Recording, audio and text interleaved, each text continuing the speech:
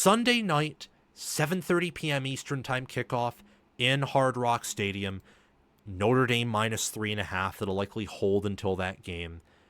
It's a game that is set on its own course, that is set aside, that there are no other games being played during this Hard Rock Stadium matchup between this Catholics versus Convicts redo.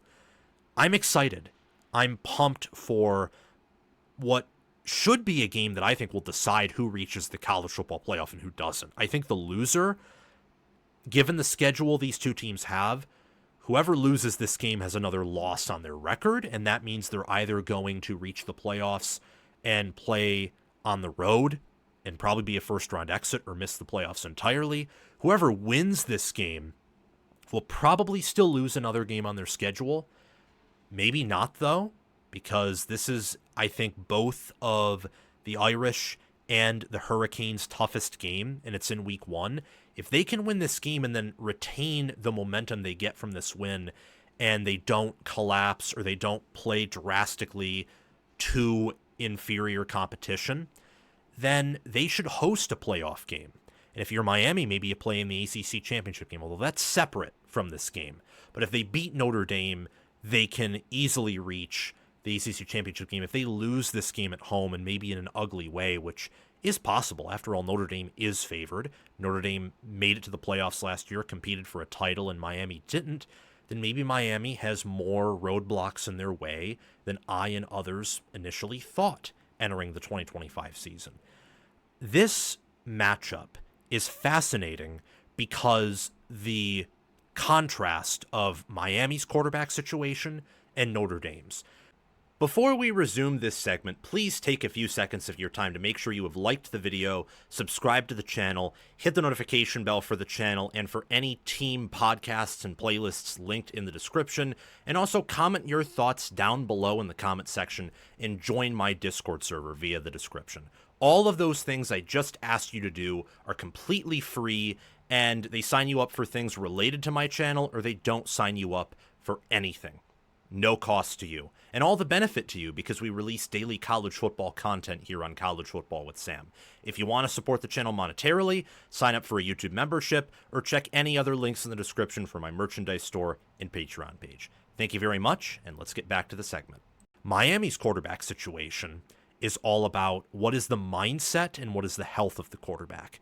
Notre Dame's is how extreme is the style change between quarterbacks, because Leonard had eyes in the back of his head, was a pocket maneuvering wizard, and could be used in the run in a way that Carr won't be, in the way that Carr can't be.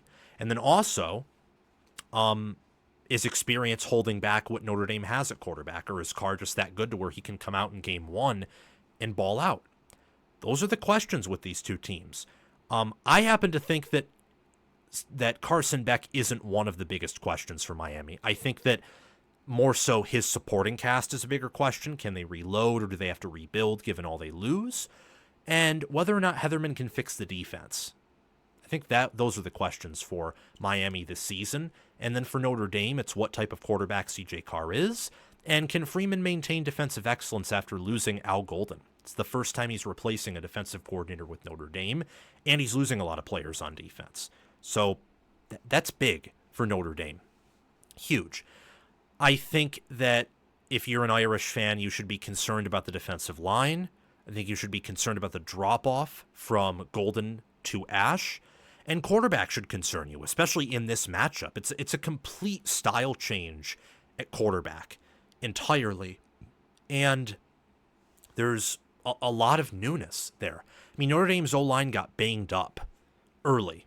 So someone like Ashton Craig at center, who I think is going to be probably an All-American caliber player, this will be his first game in an Irish uniform in a while, in almost a year. And he has to recover from that.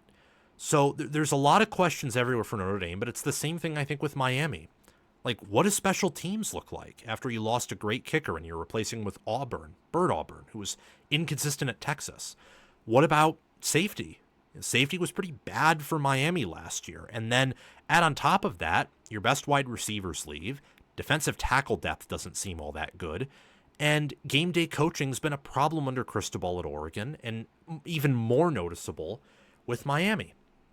I like a lot of the players on these rosters, though, and my outlook for both of these teams in the future is more positive than negative, and I can't say that about a lot of matchups. There are a lot of matchups that I'll be talking about on my channel and that others have talked about where, for example, Alabama-Florida State, I do not like the outlook of Florida State in the future. I hate it. I think they're only going to get worse as a program from here on out until I see what they replace Norvell with.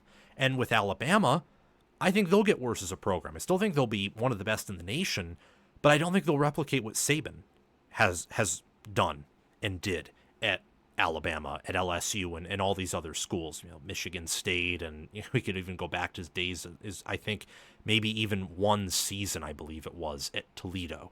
You get the point. Notre Dame and Miami are both trending up. They will only get better as programs, I think, from here on out. Some players that I want you to keep an eye on are outside of the obvious, Carr for Notre Dame, Jeremiah Love and Jadarian Price for Notre Dame, and cornerback Leonard Moore. Look at Christian Gray at corner, Luke Talich and Adon Schuler at safety. I love Drake Bowen at linebacker. I think that Notre Dame has questions on D-line, especially D-tackle, but Gabriel Rubio should be good. And then Joshua Burnham, Jordan Botello, and Junior Tui Halamaka. Those are good edges. Malachi Fields could be a first-round wide receiver. I think he'll get 1,000 yards this year. It's one of my bold predictions for Notre Dame. And then their offensive line with, Billy Scrueth, Emil Wagner, Anthony Knapp, Ashton Craig, Charles Jagasaw. It could be the best in America. For Miami, they have Francis Mauigoa, who I think is the best tackle in the nation. And you also got to pay attention to Mark Fletcher Jr., Jordan Lyle, and Charmar Brown at running back. James Brockermeyer they brought in as a center from the portal who should be good. And I like the addition they made at wide receiver with Tony Johnson, joining CJ Daniels, Keelan Marion as wide receiver transfers, and Josiah Trader comes back. Ruben Bain Jr. is a beast, but besides him, pay attention to David Blay, Justin Scott, and Akeem Mesidor on the D-line.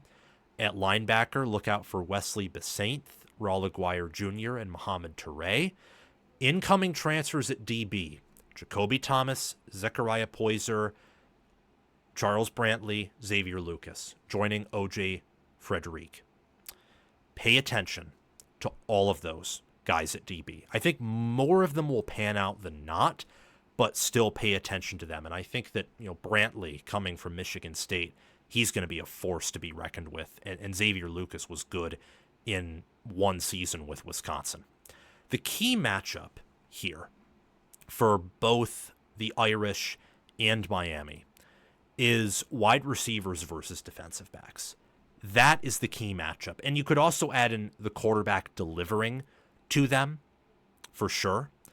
But I wanted to put wide receivers versus defensive backs because I think that Carr will come out and have ups and downs, but he won't be trash. And Beck could have health concerns. So the key matchup here that I think is the most objective is wide receivers and DBs, because we don't know what the QB situation is right now. I mean, Beck, I don't know where Beck is mentally. I don't know if he's fully recovered.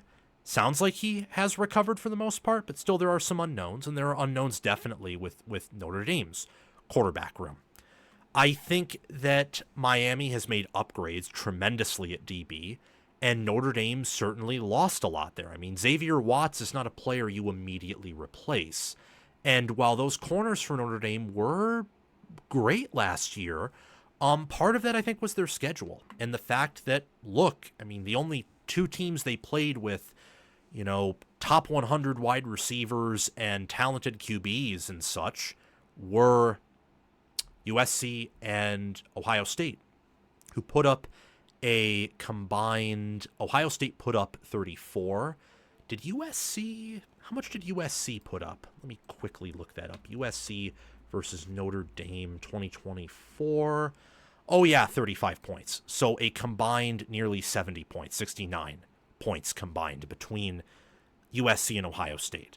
So I think there was a little bit of inflation by weak strength of schedule, especially in terms of passing offenses in relationship to Notre Dame's defense. That's the key matchup here. I'm siding with Miami because I think Miami will have the much better QB in week one. and home field advantage matters. So I think they win, and consequently, since they're an underdog, I do think that they cover. Will it be a close game? I'm inclined to say yes, but because Carr is essentially a true freshman because he was injured for all of last year. So physically, he might still be a true freshman. Mentally, he's further ahead than that, I think. But Miami, if Beck is healthy and if he's back to his 2023 self, and Miami has talent at wide receiver, just not a lot of experience. Notre Dame has talent and experience there. Miami has also upgraded at DB. If things go Miami's way, they could have a big win here. A big win. Now for Notre Dame, if Carr comes out and is an immediate baller, they should win because they have, I think in week 1, they'll have the better DBs and they'll also have the better wide receivers. And their O-lines, Notre Dame's overall is better. Miami's might be a little bit better in pass pro, but this is going to be a close game. It's going to be entertaining. I'm glad that it's on a Sunday night. I'm glad that it's by itself, and that way we can watch what I think will be a top 15, top 10 matchup in terms of power ratings all by itself. And that makes it special. It's a rivalry game of old from the 20th century that, was played in 2017 Hard Rock Stadium. Massive win for Miami there, but that is closer to a decade gone by than not, and these two programs are different, and I would say Notre Dame right now is in a better position than it was in 2017, and so is Miami, and I think their outlook is very positive. So I'm so excited to watch what I think are going to be two of the future great college football programs battle it out on a Sunday night. Thank you for watching College Football with Sam. Make sure that you've liked the video, subscribe to the channel, hit the notification bell for the channel and team playlists and podcasts in the description, join the free Discord server where we talk college football 24/7, and have commented your thoughts down below. Check out the description for any ways you can support the channel monetarily. Everything else I've asked you to do is completely free, and your support means the world to me. We're trying to become the next big thing on college football YouTube. 6-figure subscribers, maybe 1 million one day. I think we can do that. And also check out any videos or playlists, anything in these columns right here, where there will be videos and playlists. Yeah, you get the point. Have a fantastic day, and I will see you in the next one.